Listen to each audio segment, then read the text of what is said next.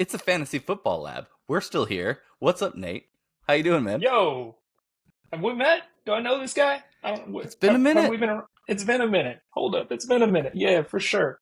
What I forgot. What are we talking about today? What is this league? I think it's about fantasy football, and I think it's about the time of the year where we're going to talk a little Dynasty. So we're going to throw back to the Live Good Dynasty days. But today, we're going to talk about fantasy football on a Dynasty scale, the NFL draft, and you've got the 101, so I'm sure it's going to be interesting. But just our general reactions from the draft itself, our team.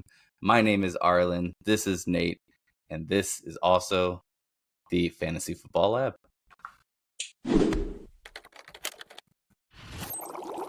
Welcome to the Fantasy Football Lab.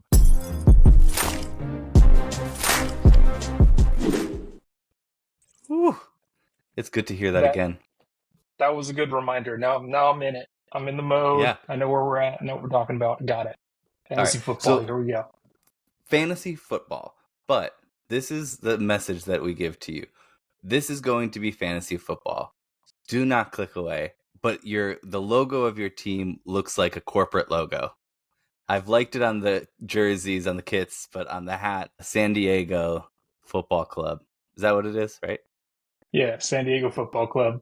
It does look like a corporate sponsor right now. I'll give you that, and I will give you that this isn't a very cool hat. It's a stadium giveaway the free hat. one, right? So it's the free stadium giveaway hat for sure. From one of the games that we were at, it definitely does give corporate a little bit here, but yeah, repping our other football passion, San Diego Football Club here. It seems like you got the memo there, but rocking a hatchet. I don't know, like what hatchets have to do with football, but whatever. Yeah. Timbers Army, man.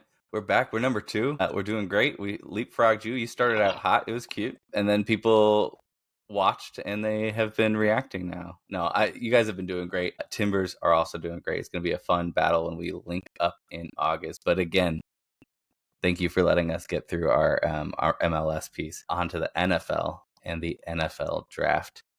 How are you feeling about the draft? Let's just start with just how you feeling maybe for your team.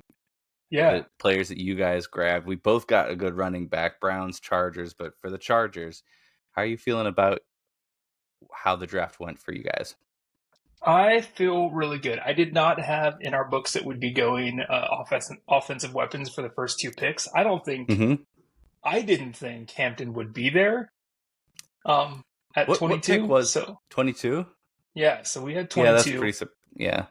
I was really surprised he was there, so I was glad we got him, but I didn't have running back that high up.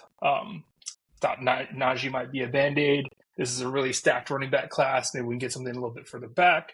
We had other needs, but with Hampton there, you can't deny the talent. We haven't had the best luck drafting running backs since LT, really. I'm thinking of my Ryan Matthews days and enduring Melvin Gordon. So in the last few years, going a little bit later. So I'm now grabbing one in the first round. Super stoked. Big back with breakout speed. So it's really, really great to see someone's going to go downhill. Someone can outrun the coverage there. And his pass blocking is actually insane too. So he'll be on the field all the time. I think it'll be a great 1-2 punch with Najee as well. So if Najee wasn't there, I'd almost be hyped on Hampton as someone that could be like someone we talk about as the number 1 rookie at the end of the year just because of the situation that he landed in. Right. But Najee's there, so it'll be interesting to see how that shakes out. But I'm stoked for our future. I think we've got a running back we can lean on. We got the franchise running back. I'm going to say it too early and maybe feel stupid in a couple years, but I feel really good about that pick. And Trey Harris wasn't something to shy away from later either. Yeah, for Hampton, I'm curious, is he your second running back for Dynasty in your mind? Your initial thoughts? It's stacked ranked against this running back class. Number 2 behind Jeanty. And that's I feel like that's a conversation, but I think Jeanty's still the clear number 1. He's going to somewhere. Yeah. He's got what? He got the ash and dust of Raheem Mostert or whatever. Yeah. With him. So Jeanty's the clear number 1. He's the obvious number 1. But I think Hampton's talent-wise, side by side, I think that Hampton's not that far behind him. But he ended up in a situation where he's going to be sharing a little bit more. He's got other offensive weapons around him in LA, almost in San Diego. Like that's still a thing. That's still late. But he's got other offensive weapons, so they're going to be. He's not going to be like the main focal point, but he's going to own a lot of that offense. But I think he's still the number 2. So in round 2, Trey Harris, vertical X receiver. He's going to be he's going to be opposite Ladd McConkey. Ladd is probably still the guy unless Trey Harris is much better than initially thought. Like, he's still a great receiver, but is this just a death sentence to Quinton Johnson? Or it was already like we saw it for a while. Last year gave us a little bit of like a maybe there's something there. But what are you doing with Quinton Johnson in Dynasty? Are you trying to just like get whatever you can for him? Hope I don't somebody think you're believes. He didn't do enough of a turnaround last year to warrant something worth having, right? Like, I'd rather almost have him just be on the back end of my bench and hope someone, he'll be a good fill-in if one of these guys gets injured, potentially, like, versus hoping to get something back for him. Unless you haven't had your rookie draft yet, someone still believes in him. Maybe you got like someone that's not paying attention to what's happening. But even then, between Trey, Ladd, and then bringing back Mike Williams this year, I think that puts Quinn Johnson pretty far back on it. Yeah. So I think Quinn Johnson is kind of the odd man out.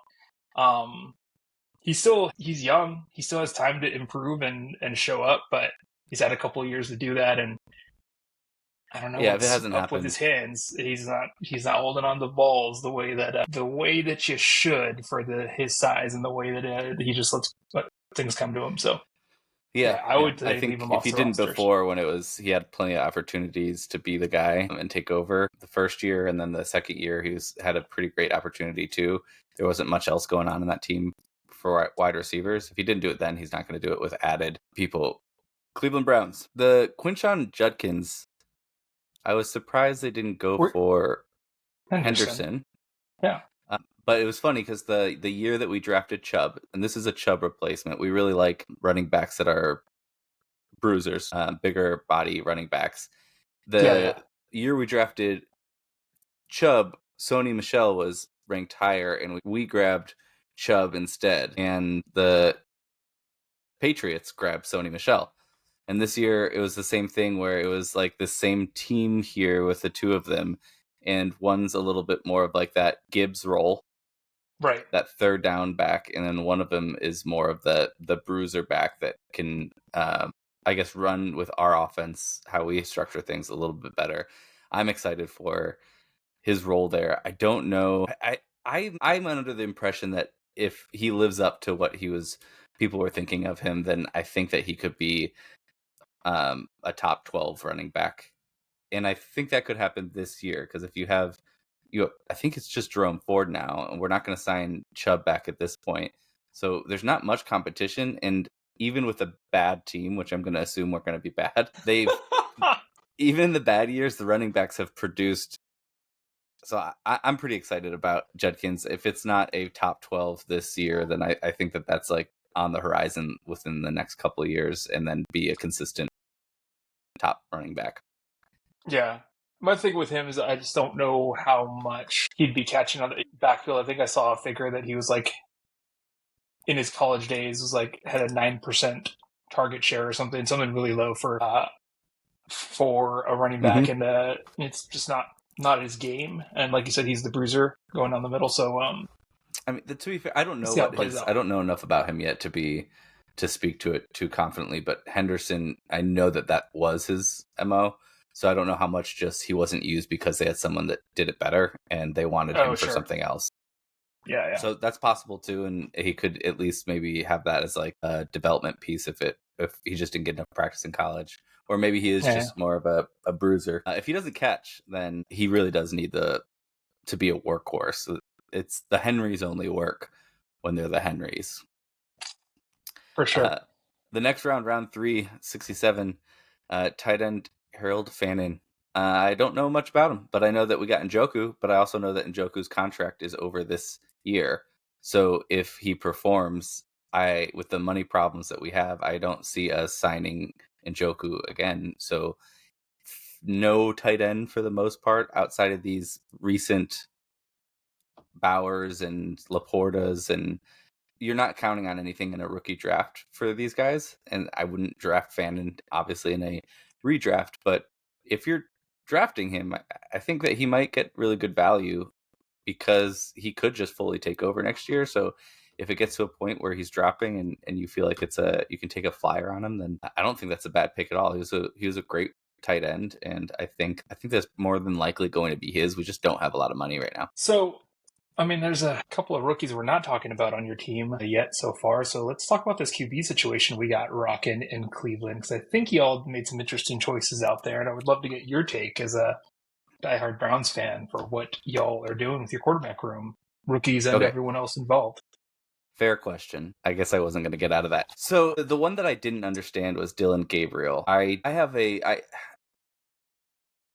thing against height for quarterbacks, and I just stopped saying maybe he's Drew Brees, and I pretty much just count out any shorter quarterbacks. I feel like it just doesn't work out unless this person is like an insane star. Even I think Young is one of the shorter ones too, if I remember correctly. And I was out on him, and I like Stroud more because of that. And I'm just gonna cut them out. And so maybe that's not fair because Young looked like he started to do something a little bit more, but he was also the number 1 overall draft pick. I don't know if a guy in the 3rd round that was projected to be in the 4th or 5th, who is under 6 foot and 205 pounds, is going to do anything in the NFL. I think his best case scenario is probably that he's a good backup, which is very valuable. But I don't know why. I think we could have picked differently there. My neighbor gave me a lot of flack for this and said, why did you guys pick him if you're going to get Shadur Sanders in the 5th? I was like, I don't think we would have had we known that Shadur Sanders would have gone to the 5th round. That was such an anomaly of a situation. No matter what you think about Shadur, weird. No one imagined him being available in the 5th round. No, and so I think that overall I'm happy. Like, I'm willing to, in my mind, put Shadur as the 3rd rounder, which I still thought was, when it hit the 3rd, I'm like, this is the time to grab him. Like, why not? Just like throw a flyer at that and see what works, because we don't have an answer at that position, the most important position. I'm in the mindset of like, grab a couple in the draft. That's fine with me, because I would be a step away from using every pick for a quarterback until I find a freaking franchise quarterback. But so in my mind, I'm like Shadur Sanders in the 3rd and Dylan Gabriel in the 5th, and it makes me sleep better. If this was a different quarterback class, I wouldn't have been surprised. I would have been very surprised. Let me rephrase that. I would have been very surprised, but I wouldn't have been that mad at the Browns if they picked a quarterback in literally every round. Right. So they could pick that like a quarterback heavy class, and you're like, yeah, this year's running back class version for quarterbacks, and then we just use every pick. I think I agree with you there. It just try them all out, see how they work. But now we have people gave a lot of flack for us. We have 5 picks or 5 quarterbacks in our team. That's just not true. Like, it is true, but Deshaun Watson's not on the Browns. Essentially, he's on the Browns so that we don't have to pay it all out all at once, which would break our team. Flacco could be on or not. Like, he's probably going to be the starter day 1, I would assume, but maybe not, but probably. And then Pickett, we could cut, is going to get cut.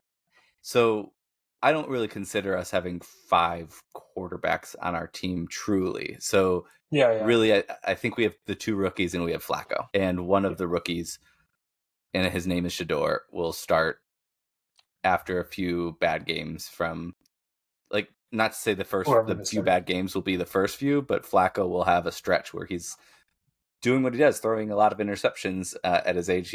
He made a lot of mistakes last year, and at the end of the Brown season in the playoffs, it'll happen, and we'll make that change unless we really want that number 1 overall pick.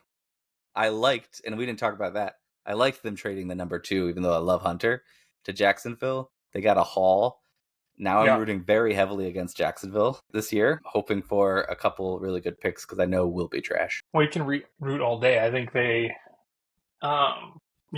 they with Hunter, and now they've got Brian Thomas there. I think it was a great move for them. I think it was a great move for both teams. But I think seeing Travis Hunter talking about your team, though, like when he was coming down the hallway after getting picked by Jacksonville, just the commentary around it, like, dude, he clearly so happy that he's not going to Cleveland. All right, well, let's move on. I'll say that is the winner of, we'll move on to other teams. The winners in Cleveland are Thornton and Judy. it says a lot of what we think about them to not use a pick on wide receiver and use 2 on quarterback. So I think at least for this year, they're looking good. We might do some kind of trade leading up to it to get somebody veteran, but for the most part, I think those 2 are a lot safer than I thought they were going to be. Now let's talk about one. I want to talk about the obvious first number 1 player for rookie drafts in a moment. After we talk about Jeanty, I want to move to just what's the biggest winners and losers in your mind in this draft, and then we can kind of cover, if we haven't touched on some running backs or wide receivers, we can cover that. But Jeanty, he goes to the Raiders. He goes to the Raiders. What a fun team. We've got Bowers and we've got Jeanty, and then we've got a decent wide receiver. Why is it Jacoby Myers? And then we got Geno Smith, which is great. I think Geno Smith is really a good game managing. Like they'll be better than they were last year. It'll be a fun offense to watch. How do you feel about that landing spot? Is there one that you really wanted more? Or is this close enough and good enough? I thought, I'm sitting with the 101. So obviously I was clearly watching where Jeanty was going to land. I think this is probably the best situation I could have hoped for. For where he was going, based on just how the draft kind of was shaking out, where the Raiders were picking. How scared were you that it was going to be Jacksonville and it was going to ruin ETN, who you have on your dynasty? I was a little nervous, not going to lie about that, for sure. I saw that. I definitely played that scenario out a few times. I even may or may not have sent out a couple of ETN trades, only because regardless, I'm going to be grabbing Jeanty, and ETN is disposable. He's on the back end anyway of where he is in his development, for sure. I don't believe in him for much longer, or even this year. But anyway, back to Jeanty. I really like where he landed. I think he's going to be the obvious workhorse. The dude just does everything nice. Mm-hmm. Like the guy, just watching some of the highlights and some of the film, he can break tackles. He has top end speed. He's catching passes. He north, south, east, west, whatever you want, whatever we need him to do, he'll be able to do. And for a game manager like Geno, that's perfect. I'm surprised they didn't pick up a quarterback at some point. I thought especially with Shadur out there sitting for so long, I thought that they might go grab him, which would have been fun to watch, to have Shadur and Jeanty. Shadur with a chip on his shoulder and Jeanty playing together would have been fun to watch. But yeah, I'm super excited about Jeanty being there for me. Not putting it in stone that's going to be my 101, because why would I lock that in so early? But yeah, he's obviously going to be the 101.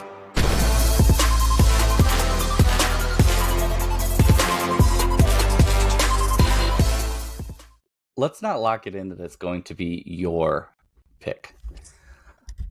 Let's talk about. I walked into a trade. Let's talk about.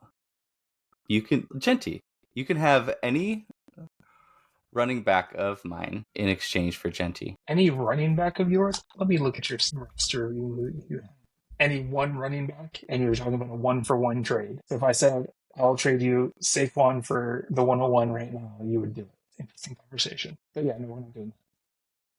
You wouldn't do that? Would I do that in a silo with a different person? Maybe, but. Well, here's the interesting part. It puts me in a worse position, like for this year and probably next year.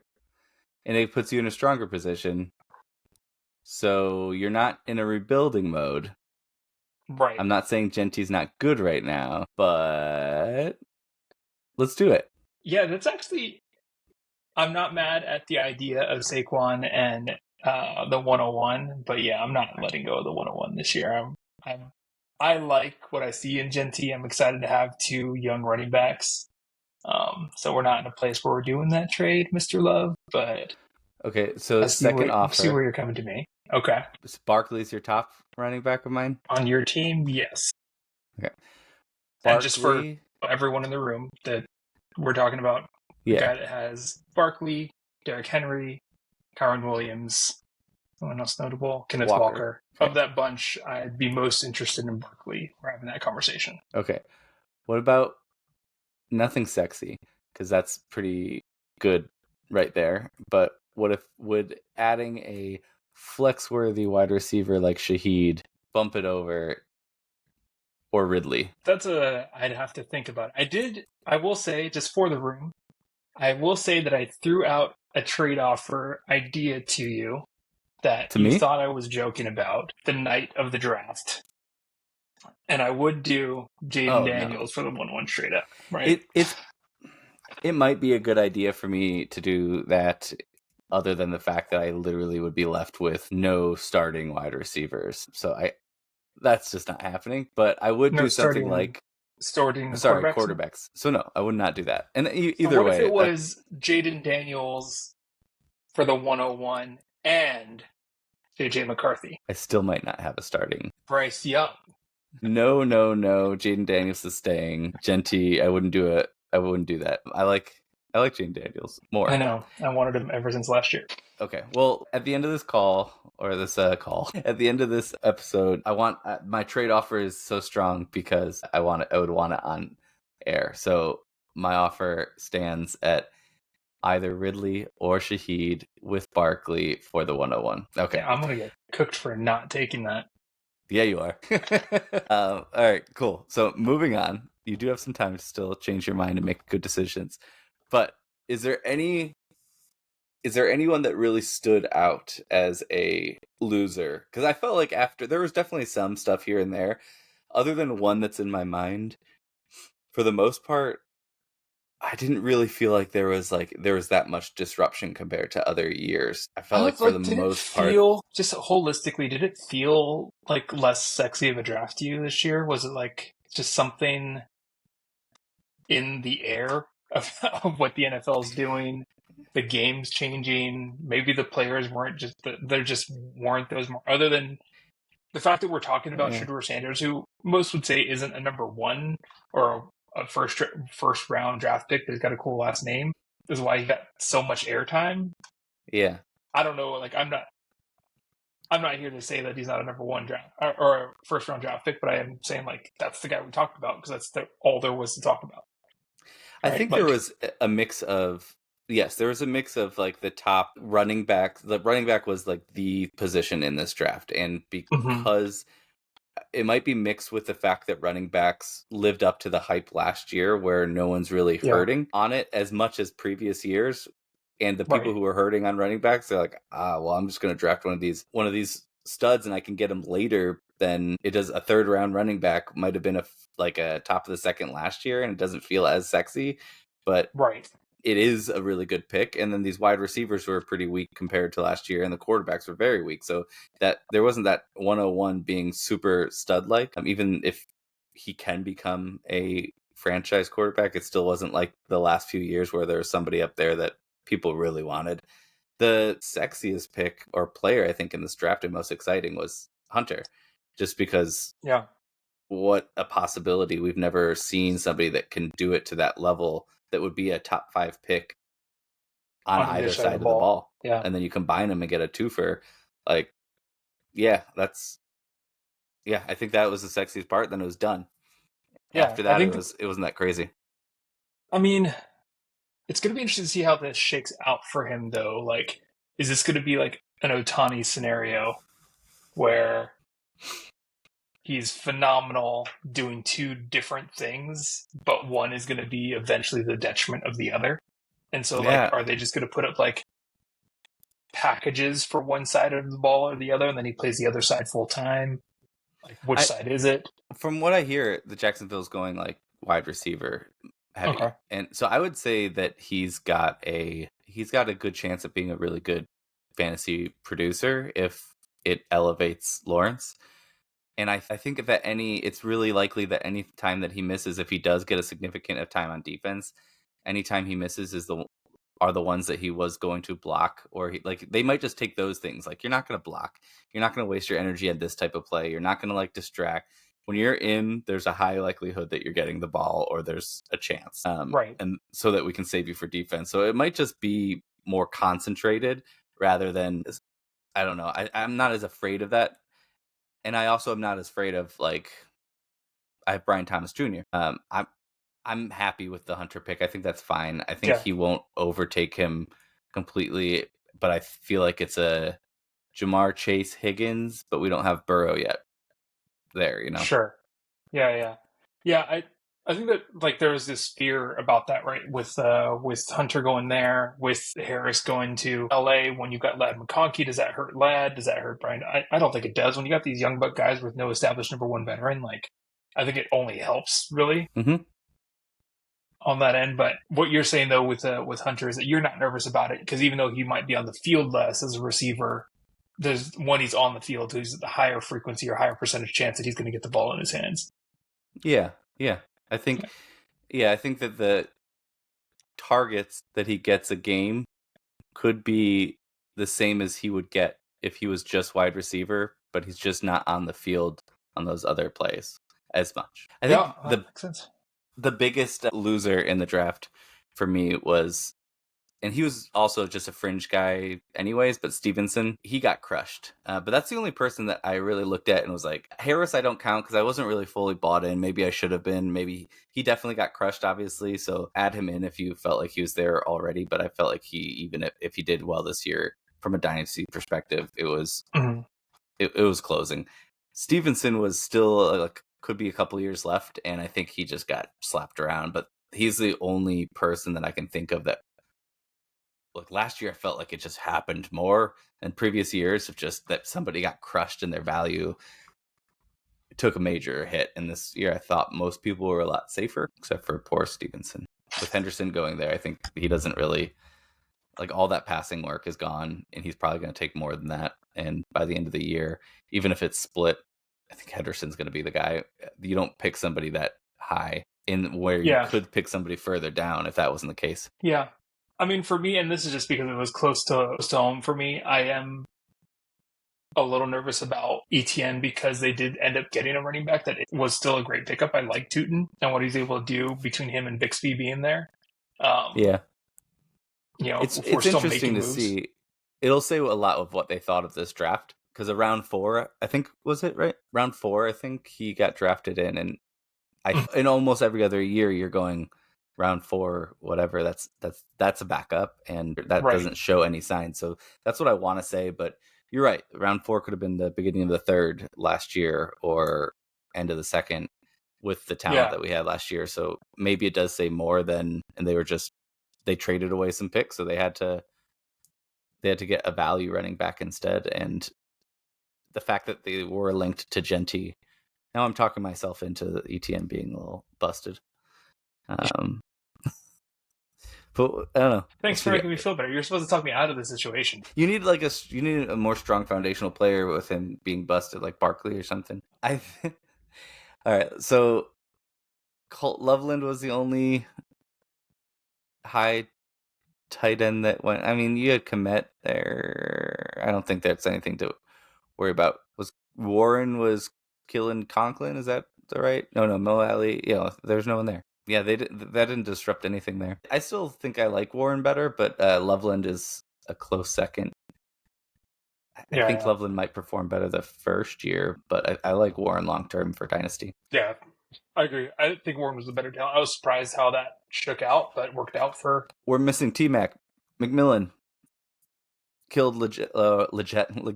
That one is like everyone was hoping maybe he will still get something, but then that 8th overall, McMillan, that you're done. You're definitely the 2 at least. Yeah, for sure. I don't love it for McMillan, right? But like, just because we don't know what Bryce Young is. But yeah, I think that kills Leggett and what we're looking. We didn't see enough out of him last year anyway to like be the guy, and so we'll see what happens coming into this year for sure. Who did Tampa Bay pick? They grabbed a wide receiver decently early, didn't they? Not in the first. I don't think they grabbed. Maybe I'm off. Not in the first 3 rounds. I do need to step back and correct it. The Bucs did definitely pick a wide receiver early because they got one in the first round. Mr. Not in the first round. I missed that. I think grabbed Emeka Egbuka, the number 3 wide receiver the board. Right, so my bad. The Tampa Bay Buccaneers also drafted a wide receiver, pretty sure in the first round. But that I think was probably one of the bigger. I don't think it's an impact right now. Drafting, is it Egbuka?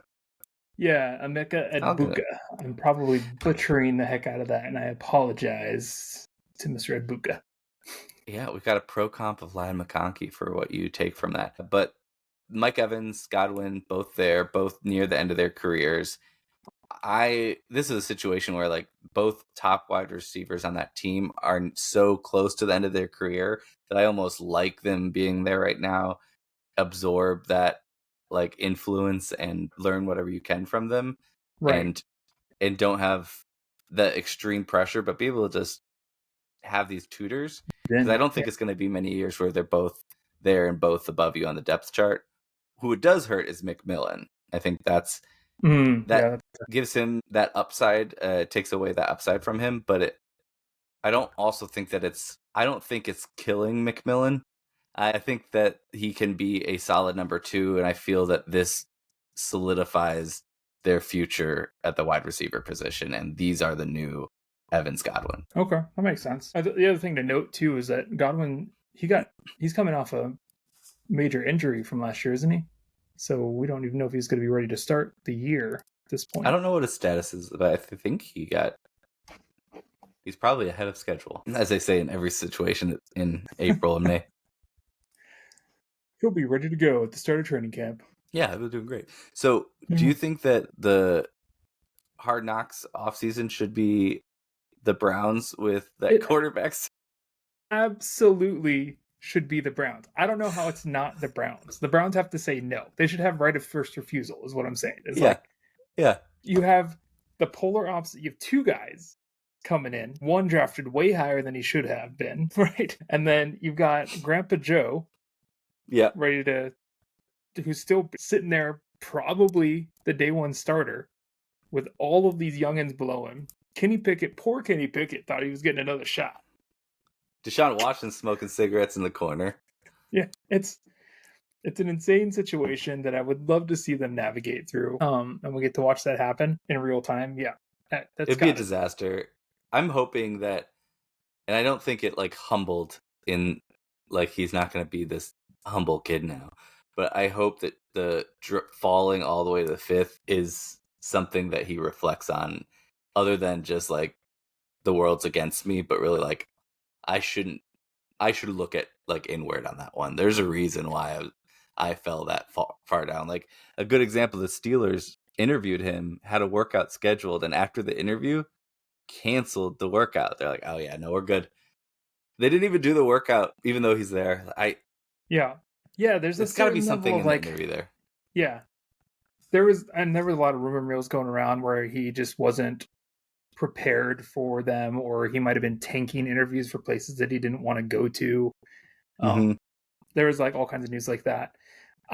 He could, like, we don't know what's going to come. I'm not going to pretend to know his personality or his story. But there's a lot of attachments to it being partially his dad's fault.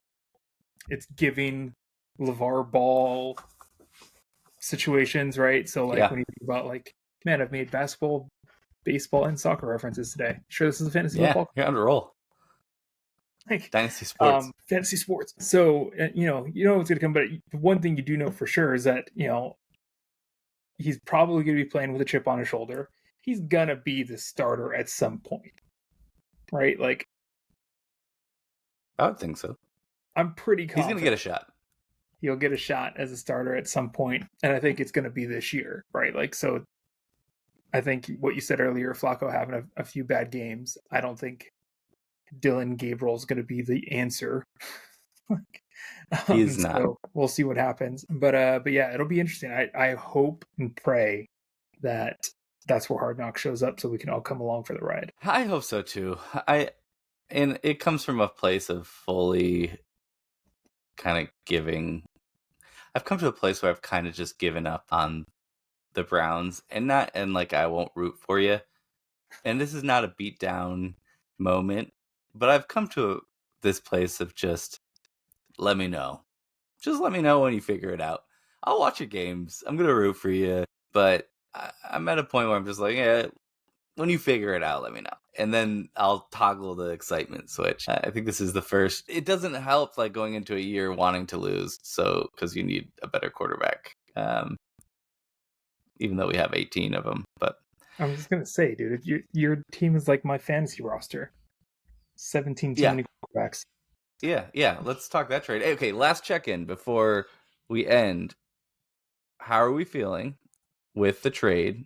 Would you like to have Barkley and Ridley and Shaheed on your team? You almost said yes on Barkley alone. You also almost said it with one of those two. I want to offer you them all. Send it my way. No. This is a right now only.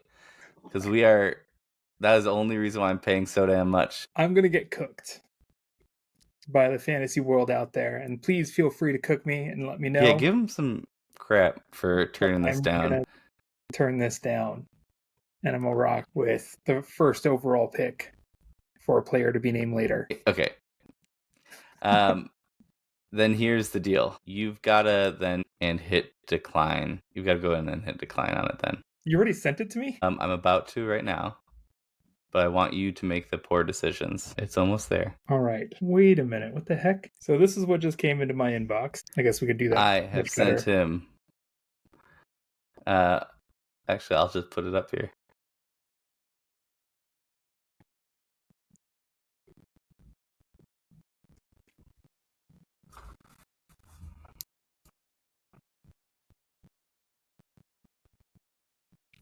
For JJ McCarthy and the 101/Jeanty, Russell Wilson, Derrick Henry, Barkley, and Shaheed. I'm pretty confident you're still going to say no because you just want them. So I just wanted it to be even more egregious later on when you look back at if you would have won the title this year had you done a couple things differently. This is the couple.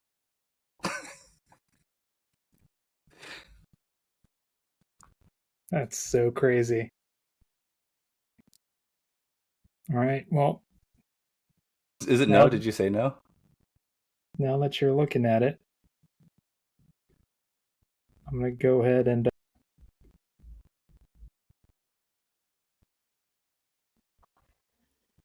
see that. The button for everyone to see. And probably regret it later. It's been a fun day, and I may regret that decision later, but we'll figure it out. Good to see everybody. Glad to be back after so much time. Again, if you haven't been with us before, these are the times that we spend having conversations that we probably would have had already anyway. And doing this just gives us an excuse and a reason to get together to chat. And so if you're along for us with the journey and want to see us make poor decisions like declining trades that are astronomical overpays for players that are unproven, that's what you just witnessed happen. And we do that kind of stuff all of the time. At least I know it's really off the table. The only reason I feel good about what I just did is because, despite what Arlen says, crazy trades will come again. And maybe not that much of an overpay, and maybe not that crazy, but we'll see something again. Because he has a problem, everyone. A deep-rooted problem. But it works out for him sometimes, just like last year where he did win the championship. But anyway. Still waiting for that belt. Yeah, that's cool. I threw a hint your way, but I'm adding some gifts to the package because I'm a jerk and made you wait so long for it. I like this idea. Is it Jeanty? Anyway, a dream on. Anyway, come along with us. That's what I think about you. Subscribe. Maybe like this episode.